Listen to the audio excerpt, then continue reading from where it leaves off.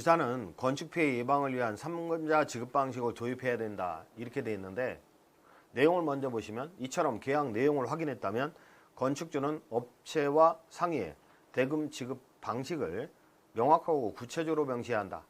업체는 이런저런 이유를 들어 공사 대금을 요구하는데 공정률에 비해서 많은 대금이 지급되면 건축주는 업체에 끌려다니게 돼 주의가 필요하다.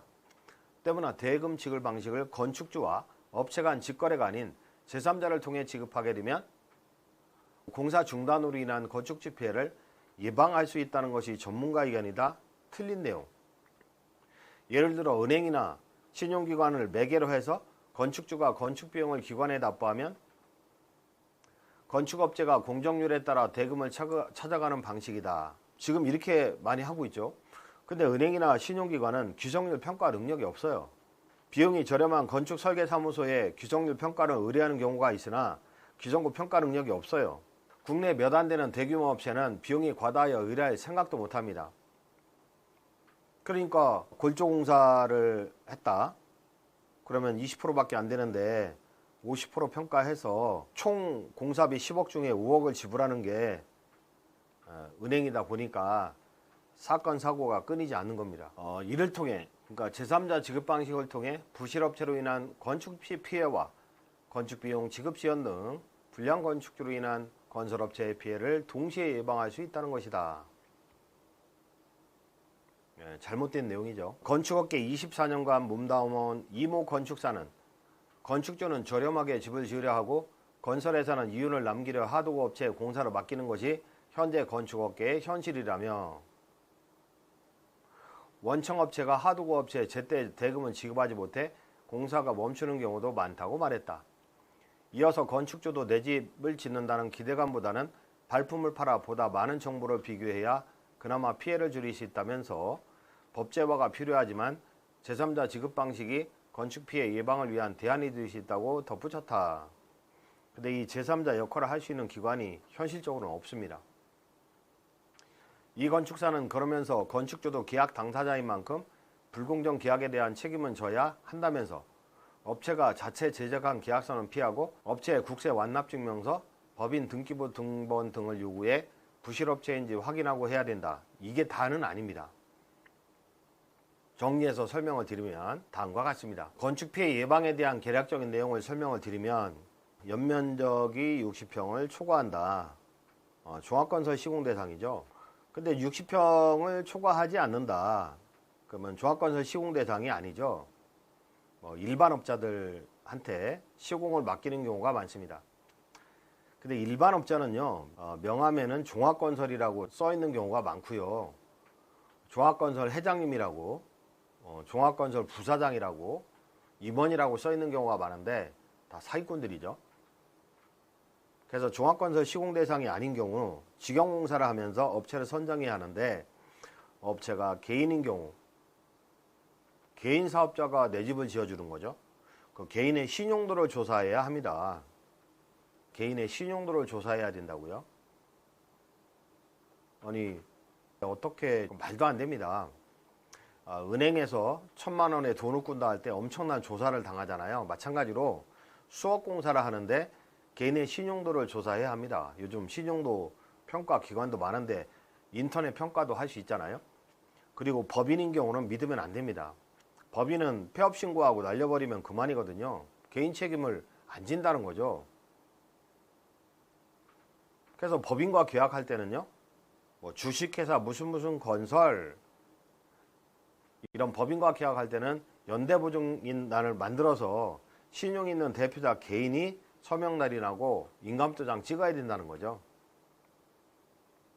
그래서 갑이 홍길동이다, 을이 주식회사 무슨 건설이다, 대표 장길산이다, 법인도장 빵. 그럼 법인 날려버리면 책임이 질 거냐 이거죠. 그래서 이런 경우는 연대보증인, 장길산, 개인 인감도장도 찍어라 이거죠. 싫다고요? 이런 업체하고 거래하면 안 됩니다. 그리고 이 사람이 신용불량인지 조사를 해야 된다. 그 다음에 국세 지방세 완납 증명서 받아라. 세금도 천납하고 있다. 이 회사나 이 개인이. 그러면 이런 사람들하고 거래하면 안 되죠. 시공권 포기각서 받아야 되고 유치권 포기각서 당연히 받아야 되고 유치권 포기각서는 하드고 업체 것도 받아야 되죠. 대부분의 유치권 행사는요. 하드고 업체가 행사합니다. 아니, 건축주는 시공사한테는 돈을 줬거든요. 근데 시공사는 돈을 받았으니까 유치권 행사 못하겠지. 근데 하드고 업체에 돈을 안 줬기 때문에 하드고 업체가 유치권을 행사한다는 거죠.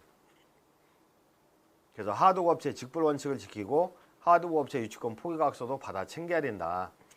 견적의 적정성도 검증해야 된다. 만약에 A 업체 10억 원에 해주겠다. B 업체 10억 원에 해주겠다. 근데 A 업체는 인상이 별로다. 얘는 인상 좋고 예의 바르고 아주 친절하고 키 크고 잘생기고 사기꾼들의 특징이죠. 그러면 보통 똑같은 금액인데 B한테 의뢰를 합니다. 대부분. 그러나 어떤 차이가 있냐면 골조공사비다.